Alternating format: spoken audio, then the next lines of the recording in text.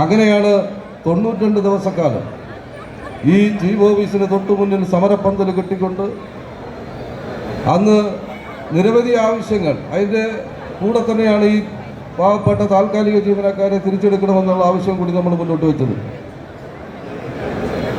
അന്ന് മുഖ്യമന്ത്രിയുമായി നടത്തിയ ചർച്ച, 92 ദിവസക്കാലം നീണ്ടുനിന്ന സമരം, ആ സമരത്തിന് നേതൃത്വം നൽകിയത് എക്കാലത്തും കേരളത്തിൻ്റെ തൊഴിലാളി പ്രസ്ഥാനത്തിൻ്റെ മുന്നണി പോരാളിയായ സഖാവ് ആനത്തലവട്ടം ആനന്ദനാണ്.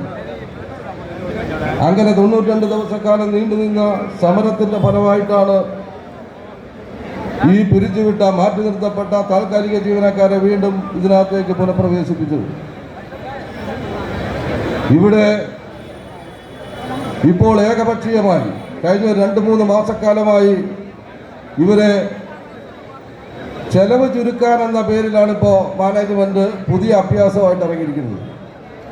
ഇവിടെ KSRTC രക്ഷപ്പെടണമെങ്കിൽ ജീവനക്കാരെ വെട്ടിക്കുറയ്ക്കണം, ശമ്പളം കൊടുക്കണ്ട, ബസ് ഓടിക്കണ്ട, ആ നിലപാടാണ് ഇപ്പോൾ KSRTC മാനേജ്മെൻറ്റ് സ്വീകരിച്ചുകൊണ്ടിരിക്കുന്നത്.